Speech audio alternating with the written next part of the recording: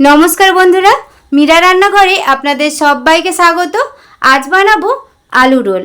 খেতে দারুণ মুচমুচে হয়, খাস্তা হয়, আর সিঙ্গারা বা কচুরি খাওয়ার মন হলে এইভাবেও বানিয়ে নিতে পারেন।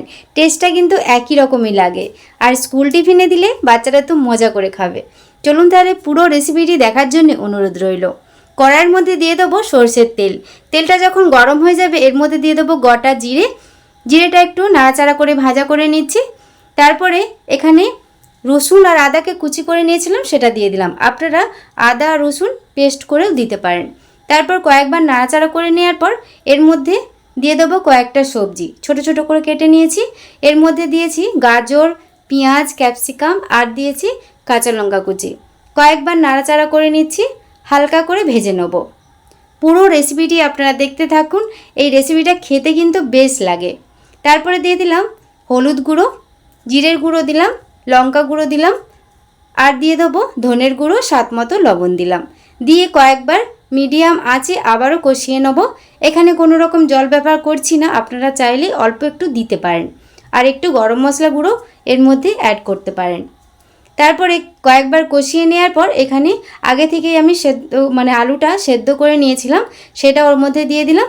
আর একটু ধনেপাতা কুচি আপনাদের কাছে যদি থাকে তাহলে দিতে পারেন। তারপর কয়েকবার নাড়াচাড়া করে কষিয়ে নিচ্ছি। কষিয়ে পুরটা আমি রেডি করে নেব। দেখুন কয়েকবার কষাতে কষাতে পুরটা আমার এখানে হয়ে গেছে। এবার এটা নামিয়ে ঠান্ডা করে নিচ্ছি। আগে থেকেই আমি ডোটা মাখিয়ে রেখে দিয়েছিলাম।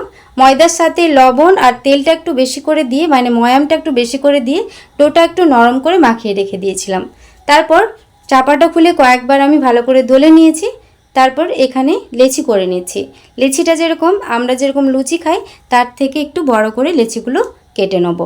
সবগুলো কেটে নেওয়ার পর এক একটা লেচি এবার ময়দা গুঁড়ি দিয়ে পাতলা রুটির মতো করে বেলে নিতে হবে। একটু লম্বা করে বেলবো। দেখুন এবার একটা ছুরি নিয়েছি, ওপর দিকে একটু ছেড়ে এইভাবে ডিজাইন বানিয়ে নিচ্ছি। এভাবে প্রথমে অল্প অল্প করে কেটে নেব। তারপর একটা পাত্রের মধ্যে জল নিয়েছি, জলটা চারদিকে এইভাবে লাগিয়ে নিচ্ছি যাতে রোলটা ভাজার সময় খুলে না যায়। চারদিকটা জল লাগিয়ে নেওয়ার পর কিছুটা আলু নিয়ে এভাবে লম্বা শেপ করে দিয়ে দিলাম।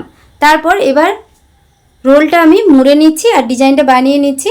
যেমন আমরা স্প্রিং রোল মুড়ি সেইভাবে মুড়ে নিতে হবে। হাত দিয়ে চেপে এভাবে মুড়ে নিলাম, আর জোড়া অংশটায় একটু চেপে নিতে হবে। দেখুন একটা আমি বানিয়ে নিয়েছি। আপনাদের বোঝার সুবিধার্থে আরেকটা বানিয়ে দেখাচ্ছি। একইভাবে পাতলা রুটির মতো করে বেলে কেটে নেওয়ার পর আবারও একইভাবে পুর দিয়ে মুড়ে নিচ্ছি। জলটা অবশ্যই আপনারা লাগাবেন, নইলে কিন্তু তেলে ভাজার সময় খুলে যাবে। এইভাবে চেপে আবারও রোল করে নিলাম। দেখুন এইভাবে সবগুলো বানিয়ে নেব। এখানে আমার সবগুলো বানানো হয়ে গেছে। দেখুন কত সুন্দর লাগছে। এবার ভেজে নেব। আগে থেকে তেলটা আমি গরম বসিয়ে দিয়েছিলাম। তেলটা যখন ভালোভাবে গরম হয়ে যাবে গ্যাসের ফ্লেমটা মিডিয়াম ফ্লেমে রেখে এবার রোলগুলোকে তেলের মধ্যে দিয়ে দিচ্ছি। এবার মিডিয়াম আঁচে এক সাইড আমি হতে দেবো। তারপর উল্টে পাল্টে ওই মিডিয়াম আঁচেই একটু সময় ধরে ব্রাউন কালার করে ভেজে নিতে হবে। আমার চ্যানেলে আপনি যদি নতুন হয়ে থাকেন প্লিজ আমার চ্যানেলটি সাবস্ক্রাইব করবেন, আর পাশে থাকা বেল আইকনটা পুশ করে দেবেন আমার নতুন ভিডিও পাওয়ার জন্যে। ফেসবুক পেজ থেকে যদি দেখে থাকেন প্লিজ আমার ফেসবুক পেজটা ফলো করে পাশে থাকবেন।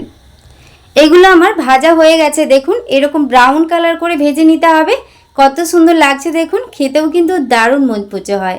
সবগুলো আমি তুলে নেব, আর একইভাবে বাদবাকি আমি রোলগুলো ভেজে নিচ্ছি। এখানে আমার সব রোলগুলো ভাজা হয়ে গেছে। দেখুন প্লেট সাজিয়ে নিয়েছি। তৈরি হয়ে গেল আলু রোল বা আলু স্ন্যাক্স রেসিপি। খেতে কিন্তু দারুণ স্বাদের হয়। বাচ্চাদের টিফিনে বলুন বা চা কফিতে খেতে দারুণ। বাড়িতে অবশ্যই বানাবেন। আজকের এই রেসিপিটি আপনাদের কেমন লাগলো অবশ্যই কমেন্ট করে জানাবেন। রেসিপিটি ভালো লেগে থাকলে প্লিজ একটি লাইক, কমেন্ট, শেয়ার করে দেবেন। একটা আমি ভেঙে দেখাচ্ছি, দেখুন কত সুন্দর হয়েছে। আজকের মতো রেসিপিটি এ পর্যন্তই। সবাই খুব ভালো থাকবেন, সুস্থ থাকবেন। ধন্যবাদ।